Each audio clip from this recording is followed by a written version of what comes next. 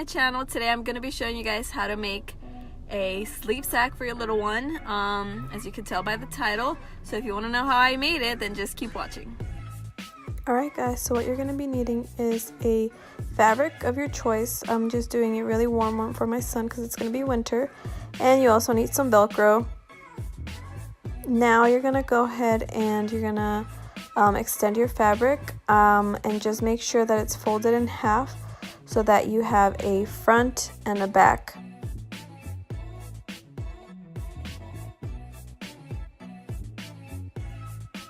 Okay, so now you're going to want to put a sleeping sack that you have around the house and just lay it on top of the fabric.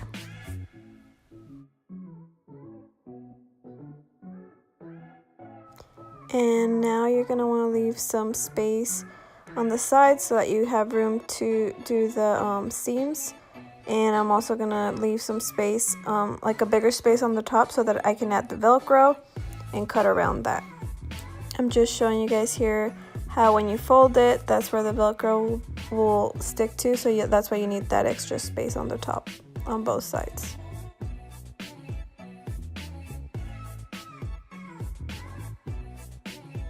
So now I'm just going to be pinning it so that I know where to cut, so that I leave space for where the Velcro will be. And that's all I'm doing. I'm just going to go around the top part so that I know exactly where I need to cut on both sides.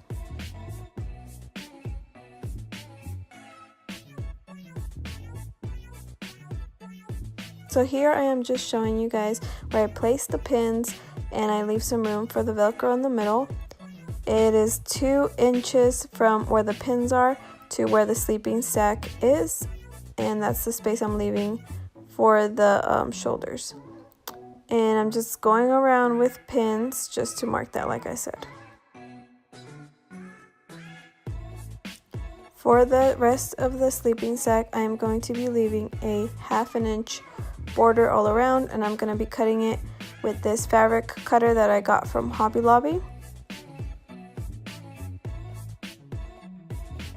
So here I am just going to start to cut, and I am using this cutting board, just a regular cutting board, so that I don't cut my granite, and I'm just going around the whole entire border of the sleeping sack. And like I said, I'm just leaving 1/2 inch all around.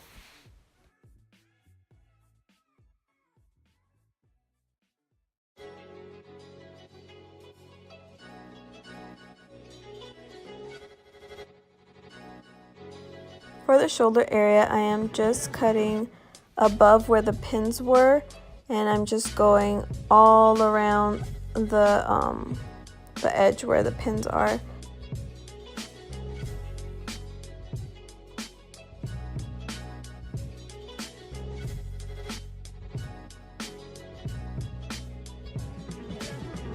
Again, I am just showing you guys here how I'm just cutting 1/2 inch all around the border.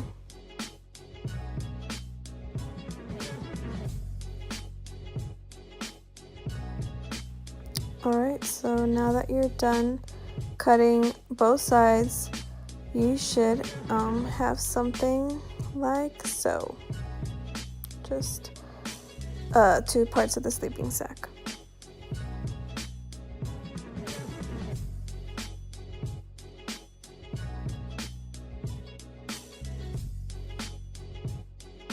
So since both sides of the sleeping sack are the same, we want to create a more scooped neck in the front part of the pouch or the sack so that there's more room for the neck.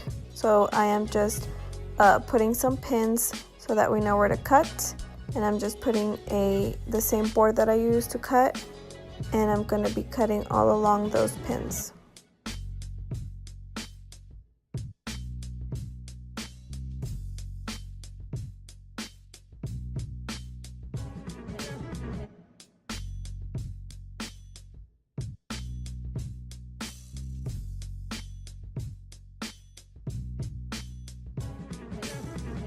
So now you just want to take the pins out, and you want to go ahead and fold it in half so that you make sure that your neck is aligned and it's symmetrical. So I'm just gonna be cutting just a little bit here so that it is equal on both sides of the front of the sleeping sack. So as you can tell, now it's even, so that's what we want. Alright, so now we're done. Now I'm just showing you guys where the Velcro will be. So that's why we needed that scoop neck, so that it would leave some room in the front.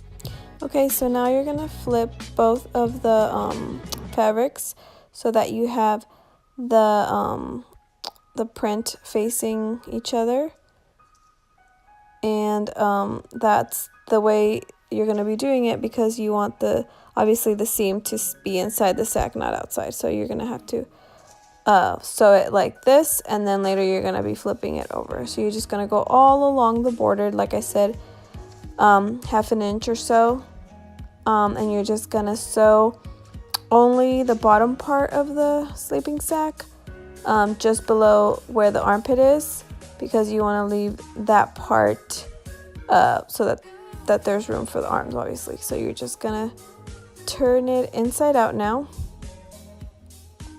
You should have something like that.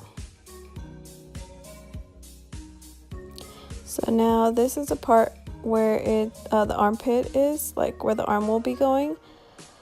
So you should have two parts, I mean the front and the back, like that. And now you're going to be sewing the seams around that area. So you're going to fold about half an inch around that area, and then you're just going to be sewing that like so.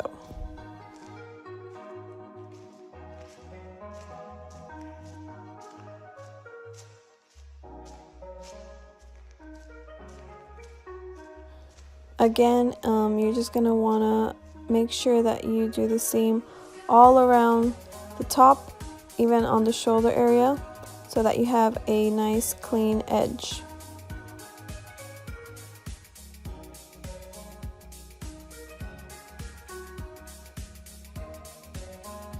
For the neck part, you want to cut little tiny slits so that when you go ahead and sew that part, like do the seam, that it's more round and not like stiff, kind of like pulling. So that's what I'm doing there. And when you're done with all the seams around the top part, you should have something like this.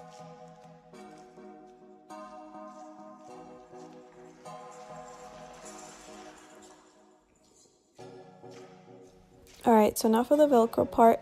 I got these at the 99-cent store, and they're self-adhesive ones, but I would recommend getting the regular kind because you guys will see why in a little bit.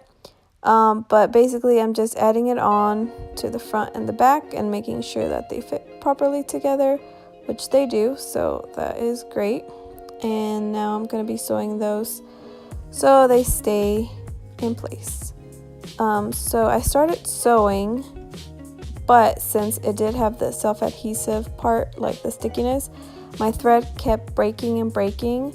So I did one of them like that, and then I ended up just sewing it by hand.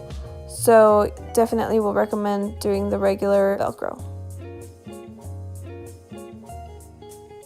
Alright guys, so I am done. I have the Velcro in place on both sides, and yeah, I am very happy how this turned out, for sure. So my first ever sleeping sack that I make, not too bad. I hope you guys really liked this video.